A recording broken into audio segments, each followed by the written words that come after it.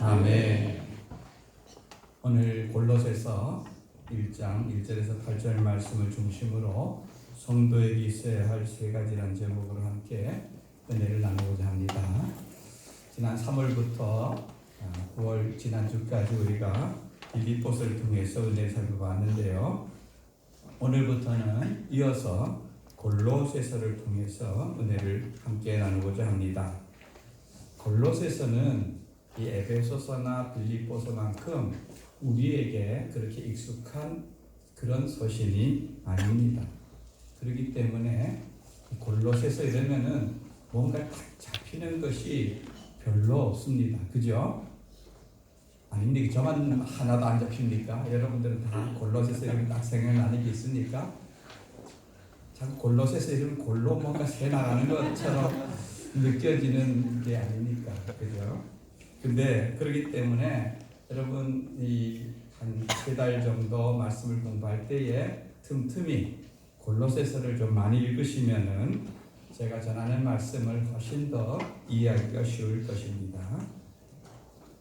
이 골로새는 도대체 어느 곳에 있는 곳인가? 잠깐 지도를 보시면은 이쪽 터키 지역이죠. 터키 중남부 가운데 동그랗게 표시된 데 보입니까? 예, 골로새라고 쓰여 있죠, 그죠? 골로새 위에 어떤 동네가 있습니까? 예, 히에라볼리가 있죠, 그죠? 히에라볼리 옆에 어떤 동네가 있습니까? 예, 빌라델피아. 히에라볼리하고 골로새 사이에 어떤 동네가 있습니까? 라오디게아. 예, 보이네요, 그죠? 네, 라오디게아 있죠. 그러니까 라오디게아 교회는 우리에게 조금 어딘지 익숙하죠, 그죠? 네, 라오디게아, 히에라볼리, 빌라델비아 이런 교회들이 이 골로새 주변에 있는 곳입니다. 그런데 사실 이 당시 이 터키 이쪽 지역을 소아시아라 그랬는데 이 당시 소아시아의 중심 도시는 에베소였습니다. 에베소. 저 바닷가에 있는 동네 보입니까? 에베소. 예. 에베소에서 바울은 그 3차 전도여행을 에베소에서 주로 복음을 전했던 것을 볼 수가 있습니다. 근데 이 골로새의 교회를 세운 것은 바울이 아닙니다.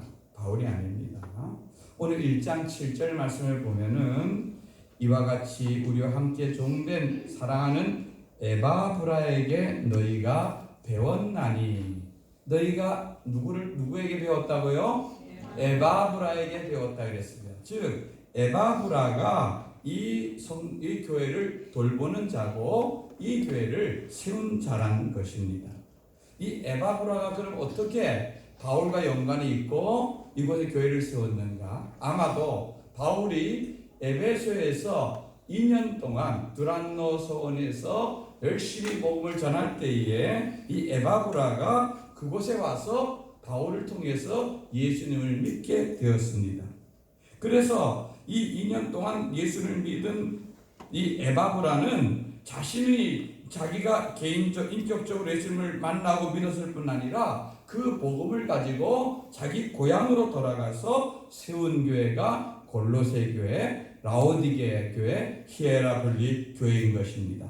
골로새서 4장 13절 말씀을 한번 읽겠습니다. 시작. 그가 너희와 라오디게아에 있는 자들과 히에라볼리에 있는 자들을 위하여 많이 수고하는 것을 내가 증언하노라. 여기 그는 누구를 가리킬까요?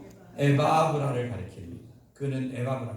여기 12절 말씀 4장 12절 보면은 에바브라라는 사람이라는 것이 분명하게 나옵니다. 에바브라는 이 라오디게아 그리고 히에라볼리 또 골로새 이 교회를 세우고 그 교회를 돌보던 자였는데 8절에 보면은 성령 안에서 너희 사랑을 우리에게 알린 자니라. 이 에바브라가 지금 로마에 있는 바울을 찾아와서 지금 이 골로새 교회 형편과 여러 가지 그 주변의 교회의 형편들을 알려주고 거기에 대한 답신으로서 바울이 이 골로새서를 써보내고 있는 상황입니다.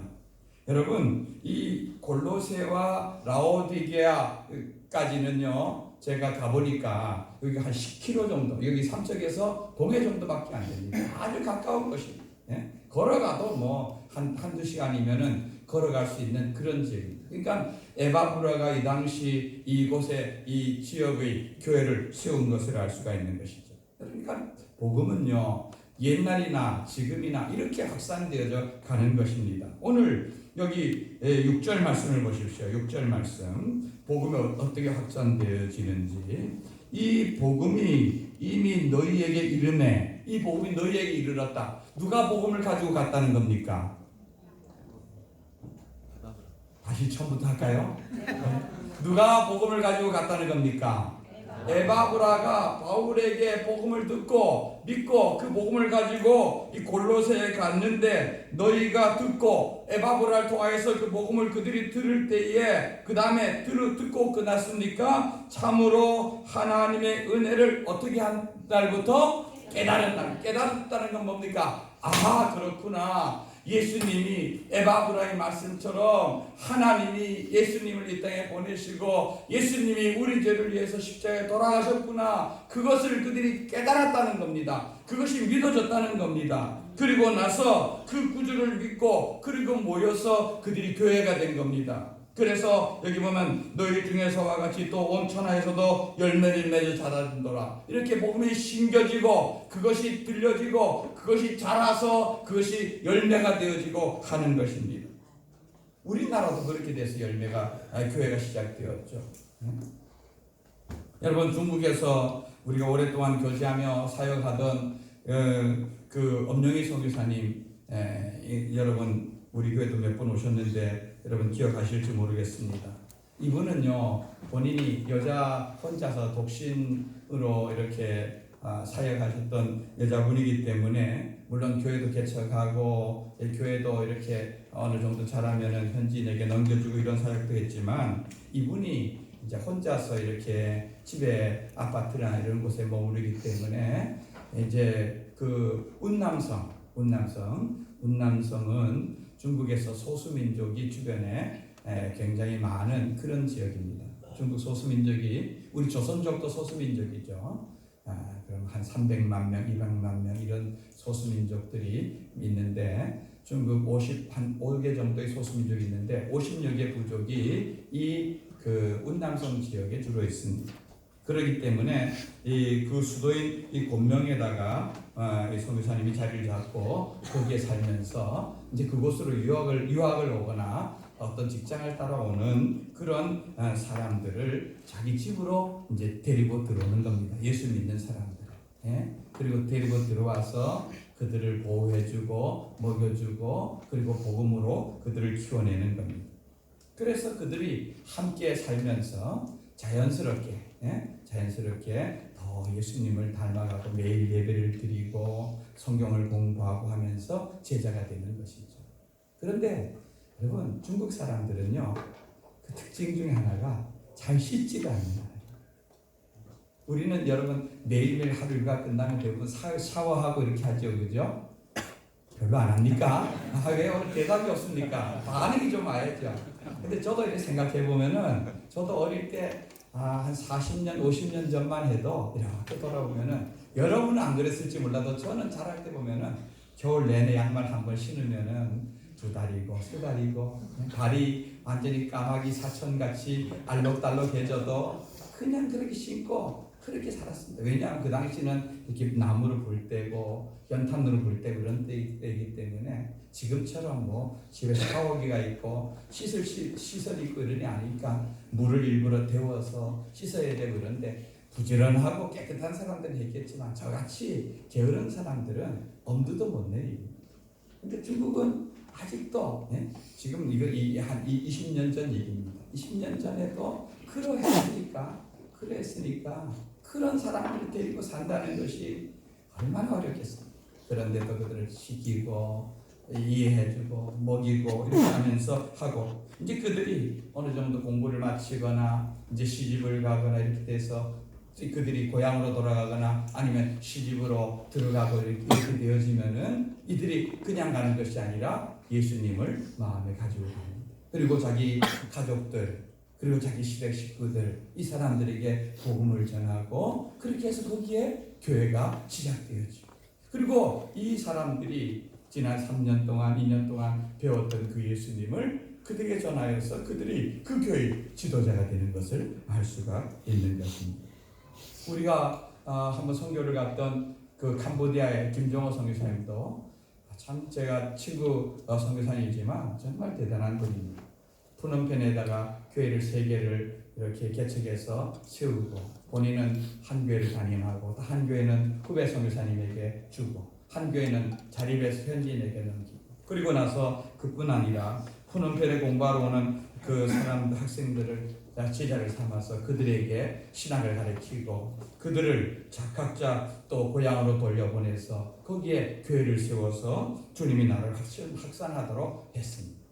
저희들이 그 캄보디아 다녀온 뒤에 우리 아내와 그때 사무엘 그리고 몇몇 우리 형제자매들이 그 제자가 세운 시골에 있는 교회에 가서 성경학교를 해주고 이렇게 복음을 전하고 왔던 그런 기억도 있는 것입니다. 이렇게 복음은 바울을 통해서 모든 교회가 개척된 게 아니라 그의 제자들을 통해서 아마 성경에 등장하지 않는 바울을 통해서 에베소에서나 다른 곳에서 영향을 받은 사람들이 더 많이 나가서 많은 교회를 확산하고 이렇게 전파되었으리라 생각됩니다. 그런 이 골로새 교회는 바울이 직접 세운 교회가 아니었습니다. 성경에 바울이 쓴 서신 중에서 골로새 교회와 로마서는 이 바울이 직접 세운 교회가 아니라 그와 함께 사역했던, 그와 함께 일했던 그 제자들을 통해 세워진 교회입니다. 로마 교회는 우리가 잘 아는 브리스길라, 아굴라 부부가 그 고린도와 에베소에서 함께 지냈던 그 부부가 돌아가서 세운 그 교회인 것을 로마서를 통해서 알 수가 있는 것이죠. 그런데 어떤 면에서 볼 때 바울은 자기가 직접 세운 교회보다도 자기 제자가 세운 그 교회에 대해서 얼마나 애정이 많고 이렇겠습니까? 여기를 방문했는지 방문하지 않았는지 몰라도 자기 제자를 통해서 그곳에 교회가 세워지고 예수 믿는 사람들이 세계 교회나 이렇게 있다는 얘기를 들을 때 얼마나 뿌듯하고 감사하고 했겠습니까? 그런데 제가 이 터키 지역을 제가 성지 여행을 쭉 했는데 그 중에서도 이 아시아 7교회를 돌아보고 골로새도 가보고 했는데 가장 충격적인 곳이 바로 이 골로새였습니다. 왜냐하면은 이 골로새라는 곳 한번 사진을 한번 띄워주실래요? 골로새 여기 보면은 영어를 모르는 분도 계시지만 골로새라고 분명히 간판이 쓰여 있습니다. 그죠? 길가에 여기다가 딱 차를 대놓고 이렇게 보면 조금 언덕이죠. 그죠? 언덕에를 이렇게 올라갔는데 그 다음에 뭐가 보여야 됩니까? 옛날 어떤 유적지나 옛날 있었던 건물들이나 이런 것이 보여야 됩니다. 사실 에베소 같은 데는 옛날에 있었던 그 도시나 이런 것들이 지진으로 다 무너진 것을 다시 다 복원해서 그곳에 가면은 야 옛날에 2000년 전에 이 에베소는 20만 명이 살던, 여러분 20만 명, 그 당시 20만 명은 지금 인구와 비교할 수 없을 정도로 큰 사람, 많은 사람들이 모여 살던 그런 도시였죠. 그런데 이 골로새는요, 보입니까? 뭐가 보입니까?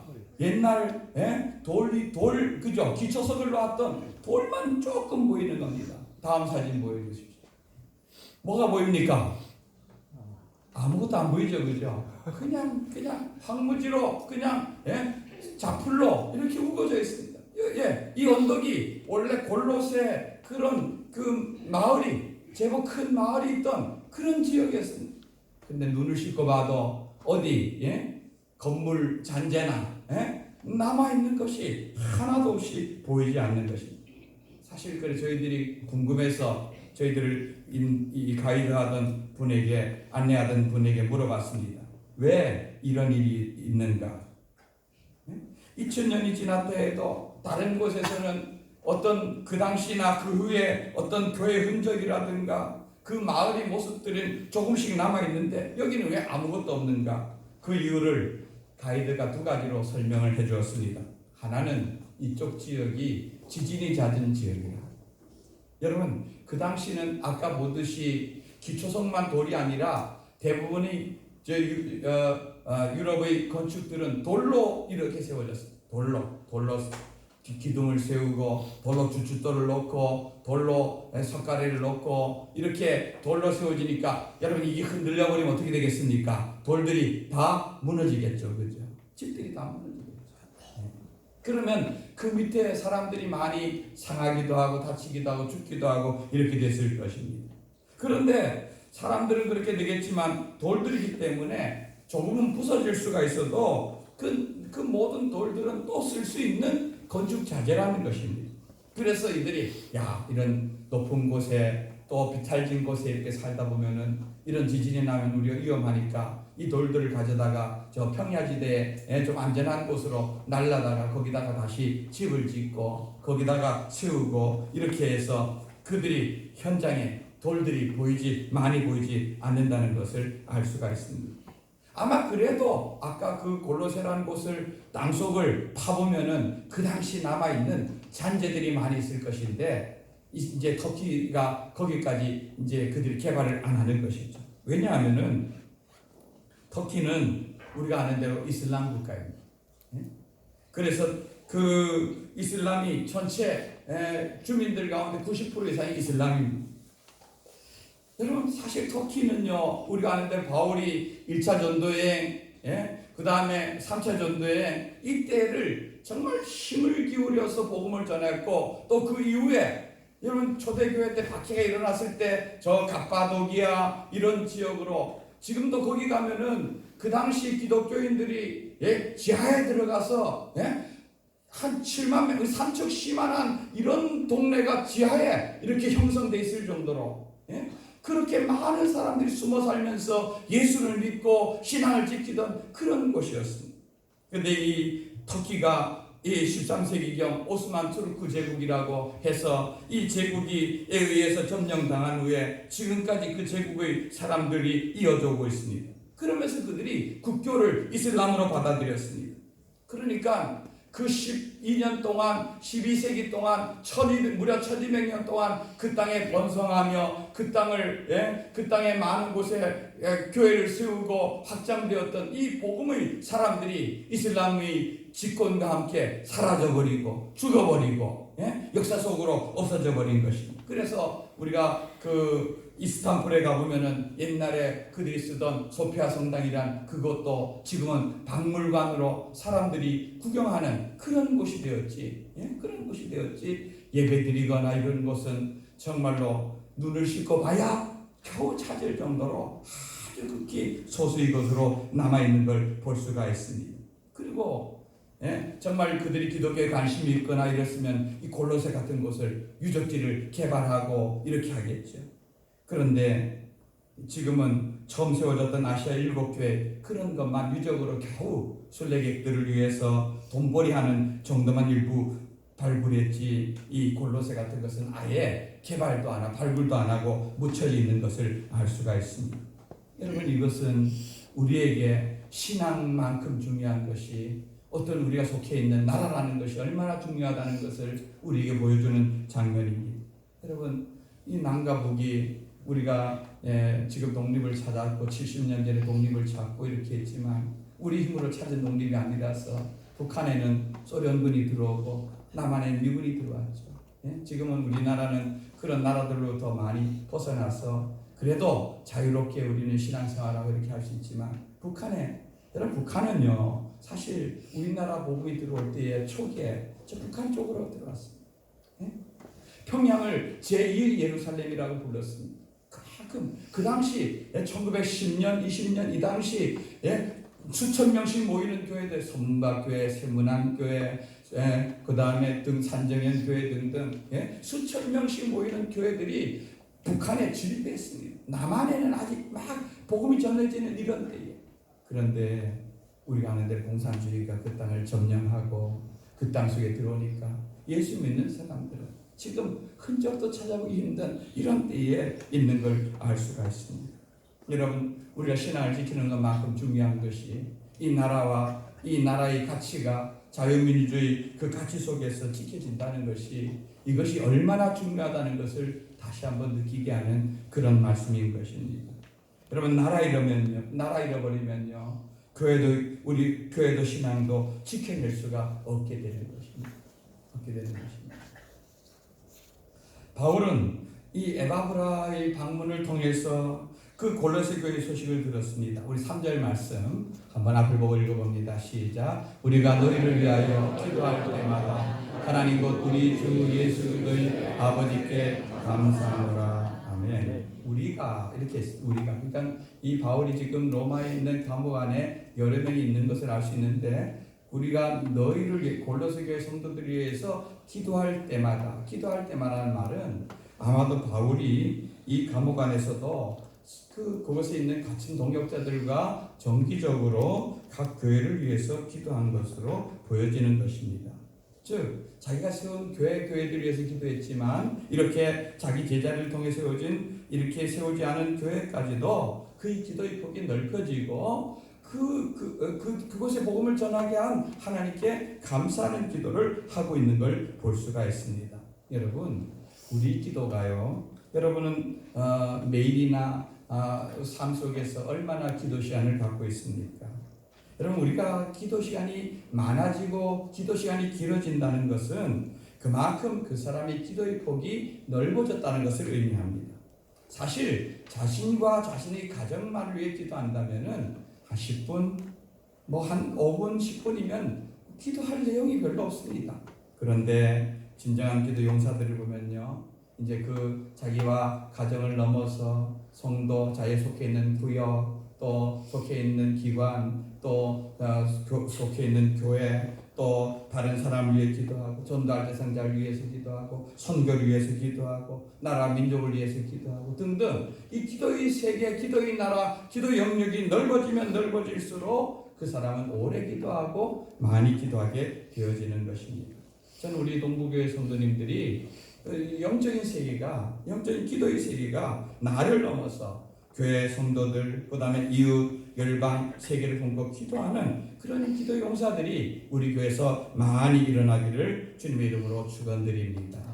근데 바울이 이 기도 속에서 보면은 나는 하나님께 감사 기도를 한다, 이렇게 말하고 있습니다. 그런데 사실 이 골로새 교회는 가만히 들여다보면 바울이 감사 기도를 할 만한 그 내용이 있는데 이거는 골로새 교회가 성도라면 있어야 될 세 가지를 그들은 갖고 있었던 것을 볼 수가 있습니다. 그 세 가지가 무엇인지 말씀을 통해 살펴보길 원합니다. 첫째는요, 믿음입니다. 믿음.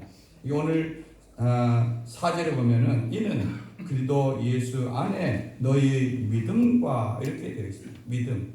여러분, 교회라는 것은요, 여기는 어떤 사교 집단이 아닙니다. 어떤 정치적인 집단도 아닙니다.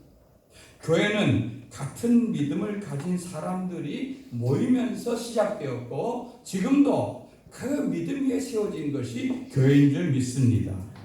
사도행전 2장 44절 말씀 한번 같이 읽어봅니다. 시작. 믿는 사람이 다 함께 있어 모든 물건을 서로 통용하고. 아멘. 사도행전 2장은 이 땅에 오순절 성령으로 말미암아 교회가 처음 세워진 것을 나타내는 그런 장면인데요. 여기 보면은 교회 구성원을 가리켜서 뭐라고 하고 있습니까? 믿는 사람이, 이렇게 말해요. 믿는 사람. 베드로를 통하여서 복음을 전파를 듣고 정말 자기들이 죽인 예수님이 우리를 위해서 다시 살아났고 그분이 우리 구주라는 것을 믿는 믿음의 사람들이 모여서 예루살렘 교회가 되고 그 복음이 전도되어서 각 교회가 된 것입니다. 그런 의미에서 교회는 믿음의 공동체인 것입니다. 여러분, 그러면 우리가 무엇을 믿습니까? 우리가 믿는 것은 우리들이 오늘 또 모여서 제일 먼저 하나님께 드린 전능하사 천지를 지으신 하나님 아버지를 내가 뭐 한다고요? 믿사오며 믿음의 고백입니다. 우리는 천지를 창조하신 하나님을 믿는 것입니다. 우리는 동정녀 마리아의 몸을 통해서 이 땅에 오신 예수님을 믿는 것입니다.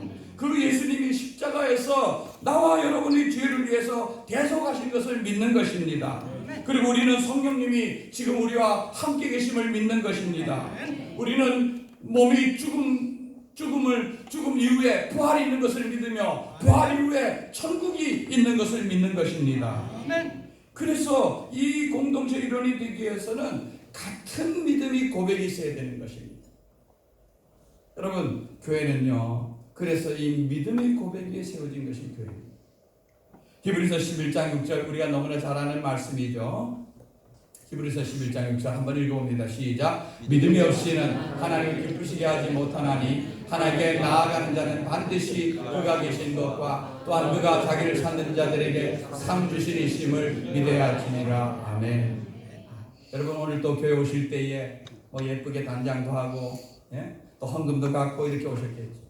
근데 반드시 때로는 뭐 별로 좋지 않은 옷을 입고 헌금도 없어도 와도 됩니다. 그러나 꼭 반드시 예배 올 때 갖고 와야 될 것은 뭐냐 하면은 믿음을 갖고 와야 돼요. 믿음. 믿음이 없이는 하나님을 뭐 한다고요? 기쁘시게 하지 못한다고 말하고 있습니다. 그래서 하나님께 나아가는 자는, 하나님께 예배하거나 기도하기 위해 오는 자는 반드시 하나님은 살아계시다, 또 하나님은 자기를 찾는 자들에게 상 주신다는 것을 여러분 믿어야 될 줄로 믿습니다. 이 믿음은 교회 일원이 되는 첫 단추이고 끝까지 지켜야 될 우리가 필수적인 요소입니다. 교회는 믿음의 터 위에 믿음의 반석에 세워졌습니다. 마태복음 16장 우리가 잘 아는 바요나 시몬아 내가 복이 있도다 이것을 내게 알게 하니는 혈육이 아니요 하나님이 성령님이시다 얘기한 그 베드로의 신앙 고백이 뭡니까? 예수님은 그리스도십니다. 살아계신 하나님의 아들입니다. 여러분, 이 믿음의 터 위에 하나님의 교회가 세워진 줄 믿습니다. 두 번째는 사랑입니다. 사랑. 오늘 여기 사제를 보면은 모든 성도에 대한 사랑 이렇게 말했어요. 여러분, 교회는요 하나님이 사랑으로 세워진 것이 교회입니다. 요한일서 4장 9절 우리 한번 읽어봅니다. 시작. 하나님의 사랑이 우리에게 이렇게 나타난 바 되었으니 하나님이 자기 독생자를 세상에 보내심은 그로 말미암아 우리를 살리려 하시니라. 아멘. 하나님께서는 우리를 살리시기 위해서 그의 독생자를 이 땅에 보내셨습니다. 여러분, 하나님의 사랑이 나타난 것이 뭡니까? 바로 예수님이 지신 십자가인 줄 믿습니다. 그 십자가 위에서 우리 예수님은 나의 하나님 어찌하여 나를 버리십니까? 어찌하여 나를 버리십니까? 하나님은요 그 사랑하는 아들 독생자 예수를 하나님 버리셨습니다. 하나님이 그 아들을 버릴 이유가 뭡니까? 그 예수, 하나님께 버림받는 예수님의 절규를 저는 생각할 때마다 하나님 어찌하여 나 같은 저 예수님을 버리고 이 나 같은 죄인을 살리기 위해서 저 자기 아들 예수를 보내셨습니까? 이건 우리가 이해할 수도 없고 알아갈 수도 없는 그 하나님의 한없는 큰 사랑인 줄 믿는 것입니다. 여러분, 우리는 그걸 십자가를 대할 때마다 나를 향한 그 하나님의 사랑에 대해서 반문해보고 과연 우리는 그 사랑을 입은 그 자로서 사랑하고 사랑하면서 살아가고 있는지 우리 자신을 돌아봐야 될 줄로 믿는 것입니다. 사실 우리는 그 사랑에 힘입어서 공동체가 되었고 우리는 서로 사랑하며 사는 것이 요한일서 4장에 보면은 이것은 마땅한 일이라 이렇게 말하고 있습니다. 여러분, 이 마땅한 사랑을 우리를 통해서 나타내는 우리 공동체가 되기를 주님의 이름으로 축원드립니다. 세 번째로는 소망입니다. 소망. 여러분, 믿음과 사랑은요 소망으로 완성되어지는 것입니다. 여기서 말하는 소망은 우리가 미래에 일어날 현실적인 바람이 아닙니다. 내가 미래에 대한 꿈꾸는 어떤 바람, 이런 것이 아니라 이것은 오늘 5절 말씀에 보면은 너희를 위하여 하늘에 쌓아둔 소망이라고 분명히 말하고 있습니다. 하늘에 쌓아둔 소망, 천국에 쌓아둔 소망. 여러분, 우리가 예수님을 믿고 신앙생활하는 마지막은 천국에서 완성되어지는 것입니다. 우리가 꿈꾸고 주를 위해 일하고 살아가는 마지막 종착역은 이 땅이 아닙니다. 천국인 줄 믿습니다. 제가 전에 사역하던 그 교회 집사님 두 분이 다단계에 빠졌습니다. 다단계. 여러분, 다단계가 뭔지 아시죠? 요즘은 좀 많이 잠잠한 것 같은데 이 다단계에 빠지거나 다단계가 한번 교회나 아는 사람들이 한번 지나가면요 그 가정이나 그 교회가 완전히 쑥밭이 됩니다. 쑥밭이.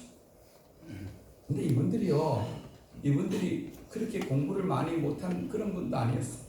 한 분은 공무원이었고 한 분은 농협에 다닌 분인데 그러면 그래도 똑똑하고 제법 많이 배울 만큼 배운 이런 사람들 같은데 오히려 그런 사람들이 더 어수룩합니다. 거기 가서 저도 모르게 몇 주를 이제 저녁마다 가서 교육을 받고 오더니 저한테 와서 하는 말이, 목사님, 저희들이 지금 교육을 받고 있는데 너무너무 성경적이다. 너무너무 성경적이다. 너무너무 좋다. 너무너무 좋고. 제가 볼 때 얼마나 한심한지. 근데 그때는 어떤 얘기를 해도 그 사람들이 들릴까요? 안 들릴까요? 안 들립니다. 여러분, 꼭 이단에 빠지면 처음에 이단에 접하거나 신천지는 이런 접하면 그런 똑같은 현상이 나타나. 이상하게. 꼭 마약 같은 특징들이 있습니다. 마약 같은. 뭔가 아주 달콤하고 쏙 들어오는. 그런데 결국 여러분, 마약이 사람을 살립니까? 아니면 죽입니까?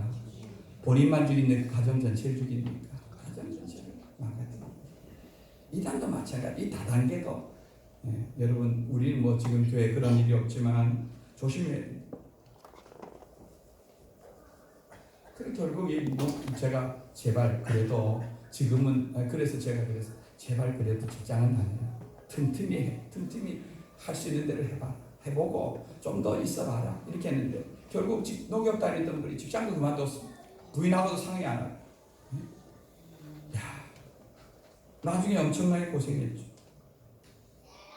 다단계 가면 금방 세상 돈이 다 누구 것처럼 느껴집니까? 내 것처럼. 그죠? 다 내 것처럼. 함께 나눠서 함께 생활하고 다. 거기 가만히 들여다보면 저는 가보진 않았지만 얘기가 그런데 초반에 조금만 고생하더라도 자기 밑에 많은 새끼를 쳐놓고 그 자기가 어느 정도 이외에도 뭐 다이아몬드인가 뭐가 되어지면은 그냥 편안하게 일 안 하고 놀면서 여유롭고 안락하게 살아요. 그래서 그들이 마지막이 뭐냐 하면은 추구하는 세계의 마지막 끝이 뭐냐 하면은 여러분 그들이 추구하는 것이 천국이 아닙니다. 결국 좋은 차 타고 다니고 여행 다니면서 맛있게 먹고 노는 이 노의 삶을 좀 여유롭게 보내, 이게 다단계의 마지막 목적입니다. 돈 많이 벌어서. 여러분 이게 세상의 가치입니다. 그런 것에 사람들이 빠집니다. 혹합니다. 세상의 가치는 어떻게든 젊은 날 조금 고생하더라도 노후에 좀 잘 먹고 잘 살고 편안하게 살고자 하는 게, 그래서 노후를 위해서 준비하고 이렇게 하는 것이 오늘날의 삶의 많은 사람. 그걸 위해서 연금도 들고 저금도 들고 뭐 펀드도 하고 여러 가지를 합니다. 그런 면에서 바울은요 완전히 실패한 인생이죠. 여러분 바울이 예수님 믿고 그 이후에 그의 삶을 보면은 늘 핍박당하고 도망다니고 매맞고 감옥에 가고 전전하다가 결국 마지막은 그는 로마에서 순교하지 않았습니다. 그러나 그는 그것 때문에 절망했습니까? 아니 내가 온 길이 잘못되었나 봐요. 내가 엉뚱한 길을 왔나 봐요. 이렇게 했습니까? 아닙니다. 그의 소망은 이 땅에 있지 않았습니다. 바울에게는 천국이라는 뚜렷한 소망이 그에게 있었습니다. 그러기에 그는 죽음을 앞두고서도 그 소망은 조금도 그려지지 않았습니다. 그의 마지막 서신인 디모데후서 4장 7절 8절 한번 읽어봅니다. 시작. 나는 선한 싸움을 싸우고 나의 달려야 할 길을 마치고 믿음을 지켰으니 이제 우러는 나를 위하여 의의 멸류관이 예비되었으므로 주 곧 의로우신 재판장이 그날에 내게 주실 것이며 내게만 아니라 주의 나타심을 사모하는 모든 자에게. 아멘. 여러분 이 말씀을 읽으면서 이게 바울이 마지막 유언과도 같은 말입니다. 뭘 느껴집니다. 나는 선한 싸움을 싸웠다. 나의 달려갈 길을 마쳤다. 이제 막 모든 그 마라톤 계주를 마지막 마치고 꼬린 지점에 서 있는 그 10년. 오랫동안 인내하면서 이 믿음을 지켜오고 했는데 이제 이 꼬린 지점을 통과해, 죽음을 통과해 갔을 때 나를 위하여 뭐가 예비되었다고요? 의의 멸류관이 예비되었다. 주님께서 멸류관을 가지고 이 오랫동안 달려온 나를 기다리고 있을 것이다. 그것은 내만 아니라 나와 같이 이 믿음의 경주를 경주하며 천국의 소망을 가지고 사는 그 모든 사람에게도 동일하게 해주시는 것이다. 이걸 바라보고 있는 것입니다. 성도 여러분, 여러분의 초점은 어디에 맞추어 있습니까? 어디에 맞추어서 세상을 살고 있습니까? 인생의 노년에 좀 다리 뻗고 살기에 맞춰져 있으면요, 몰라요. 저도 아직 노년은 안 되어봐서 잘 모르지만 80, 90대에서 돈 많고 좋은 거 먹고 좋은 거 본다고 해서 그게 만족할 만한 인생이겠습니까? 아마 그때 저 솔로몬처럼 허무하다 참 인생, 많은 걸 다 누려보고 해도 이 세상에 별로구나 이렇게밖에 안 될 겁니다. 그러나 진정 주님의 나라에 주님 앞에서는 그날을 소망하고 그날 주님께서 주실 그 면류관을 기대하고 살아가는 자들은 분명히 마지막까지 나이가 들어도 죽음에 가까워도 우리 소망은 더욱더 뚜렷해지고 주님 만날 기대함과 주님 만날 그날을 서는 그 기쁨 가운데서 끝까지 인생을 경주하며 달려갈 줄로 믿는 것입니다. 이런 믿음 가운데, 이런 소망 가운데 살아가는 저와 여러분 되기를 원합니다. 말씀을 마칩니다. 믿음, 소망, 믿음, 사랑, 소망, 이 세 가지는 우리 성도들에게 꼭 있어야 될 것들입니다. 여러분, 나는 무엇을 믿는가? 나는 과연 이 땅에서 사랑하며 살고 있는가? 나는 뚜렷한 천국을 소망하고 있는가? 우리 자신을 돌아보고 정말 붙잡아야 될 것을 붙잡고 살아가는 복된 성도들 되시기를 주님의 이름으로 축원드립니다. 네, 우리 말씀